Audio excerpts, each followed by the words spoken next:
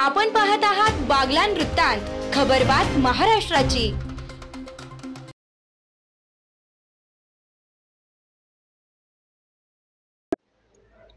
दिंडोरी तालुक्यातील पात्र लाभार्थी दिव्यांग बांधवांचे रेशन कार्ड ऑनलाईन करून अंत्योदय योजनेअंतर्गत स्वस्त धान्य दुकानात रेशन व संजय गांधी योजनेअंतर्गत पेन्शन वेळेत देण्यात यावी, अन्यथा पुरोगामी दिव्यांग सेवा समिती व प्रहार दिव्यांग क्रांती संघटनेच्या वतीने तीव्र आंदोलन छेडण्यात येईल असा इशारा निवेदनाद्वारे तहसीलदार मुकेश कांबळे यांना देण्यात आला।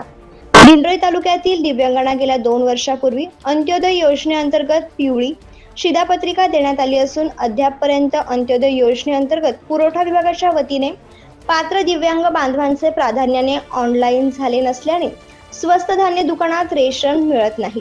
अनेक दिव्यांग कुटुंबियांना उदरनिर्वाहाचे साधन नाही व धान्य देखील मिळत नसल्याने व त्याचप्रमाणे संजय गांधी योजनेअंतर्गत गेल्या 4 महिन्यापासून मासिक पेन्शन मिळालेली नाही व ज्या दिव्यांग बांधवांनी नव्याने अर्ज केलेल्या लाभार्थ्यांना देखील 1 वर्ष झाले मात्र अजून पेन्शन सुरू करण्यात आलेली नाही।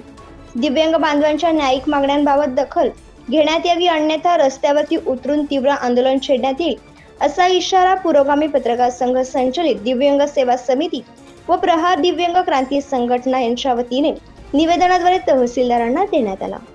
यावेळी पुरोगामी दिव्यांग सेवा समिती राज्याध्यक्ष सुखदेव खुर्दळ, प्रहार दिव्यांग क्रांती संघटना तालुका अध्यक्ष जयवंत थेटे, राजेंद्र शिंपी, विलास कदम आदींसह दिव्यांग बांधव मोठ्या संख्येने उपस्थित होते।